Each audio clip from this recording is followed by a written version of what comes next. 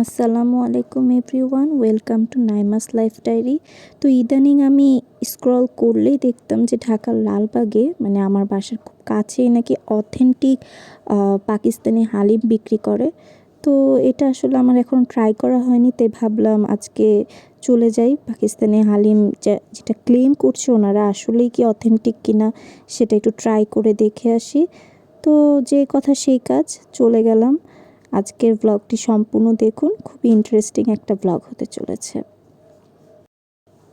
তো এখানে দেখতে পাচ্ছেন মানুষের ভিড় ছিল, ওই দিন ভালোই ভিড় ছিল। এটা ঢাকার লালবাগ চৌরাস্তার, এখান দিয়ে চৌরাস্তার ওই সাইডেই আর কি, যে কাউকে বললেই দেখিয়ে দিবে। তো এখানে দেখতেই পাচ্ছেন বাটিতে বাটিতে উনি নিচ্ছে এই হালিমটা পরিবেশন করার জন্য রেডি করছে। তো পাকিস্তানি হালিম অ্যাকচুয়ালি এমন একটা হালিম যেটা হচ্ছে প্রত্যেক বাইটে বাইটে আপনি মাংস পাবেন, মানে মাংসটা একদম ঝুড়া করে থাকবে। তো এখানে আমি অর্ডার করেছিলাম যে পাকিস্তানি অথেন্টিক হালিমটাই। এছাড়া ওনাদের চিকেন হালিম আছে। তো দেখতে পাচ্ছেন বেরেস্তা দেওয়া হচ্ছে। তো এটা আসলে সন্ধ্যার পরেই অনেক ভিড় হয়। এছাড়াও আপনার এখানে এমনিতেও এখন খুব মানুষের রাশ থাকে। এই যে এখানে একটা টক দেখতে পাচ্ছেন, এখানে মানুষ টকও নিতে পারে, আবার লেবুও থাকে। তো যে যেটা প্রেফার করে। তো আমি নিয়েছিলাম গরুর ঝুরা হালিমটা।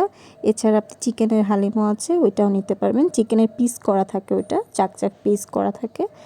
আর ঝুরা হালিমে তো একদম ওভারঅল এটাকে ম্যাশ করে দেয় আর কি, মাংসটা একদম পুরোপুরি বিফটা ম্যাশ করে দেয়। এই যে দেখতে পাচ্ছেন এখানে হালিমটা একটু ঘন। তো আমার ভাইকে দিয়ে একটু রিভিউ দেওয়াচ্ছিলাম যে কেমন হয়েছে, খেয়ে বলো। তো ও তো মানে মুখে নেওয়ার সাথে সাথে আর কি একটা রিয়েকশন দিল।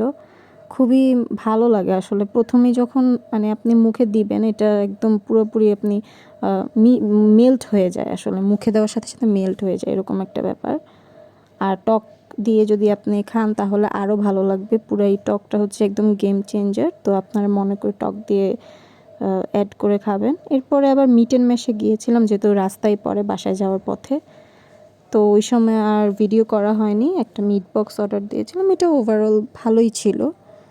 তো that is it. I hope you all enjoyed. আল্লাহ হাফেজ।